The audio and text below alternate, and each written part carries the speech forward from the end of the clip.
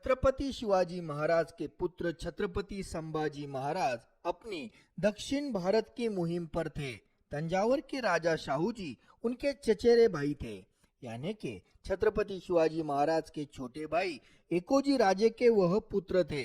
जब छत्रपति संभाजी महाराज तंजावर के शाही महल में पहुंचे तो शाहू जी ने उनका बड़ा प्यार से स्वागत और सम्मान किया। इन दोनों भाइयों में कुछ राजनीतिक गपशप भी चल रही थी। राजमहल के शाही खानसा में शाम का भोजन बनाने की तैयारी में जुट गए थे।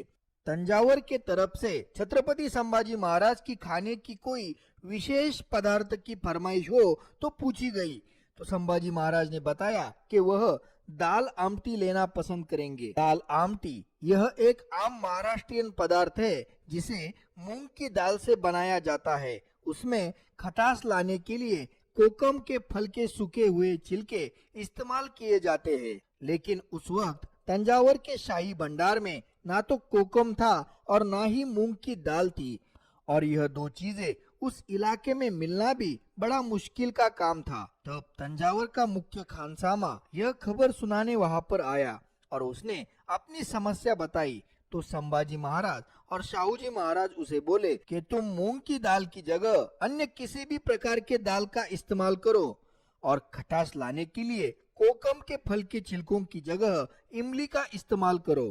तंजावर के शाही खानसामे ने मूंग की दाल की जगह अरहर यानी तुअर की दाल का इस्तेमाल किया और कोकम की छिलकों की जगह इमली का इस्तेमाल करके एक नया पदार्थ बनाया। इस नए पदार्थ को जब शाम को सबने चखा तो उन्हें यह बेहद ही पसंद आया। इस नए पदार्थ का नाम छत्रपति संभाजी महाराज के सम्मान में सांभार रखा गया। यह पदार्थ फिर तंजावर के शाही दावत में हमेशा बनाया जाने लगा। धीरे धीरे यह सांभार तंजावर के शाही भोजनशाला से पूरे तमिलनाडु में पहुंचा और उसके बाद पूरे भारत में फैल गया। अब तो धीरे धीरे पूरे विश्व में भी इस सांभार पदार्थ की लोकप्रियता बढ़ ही रही है। इस पदार्थ में कई सारे बदलाहट हुए और इस पदार्थ ने कई सारे नए अवतार ले लिए हैं।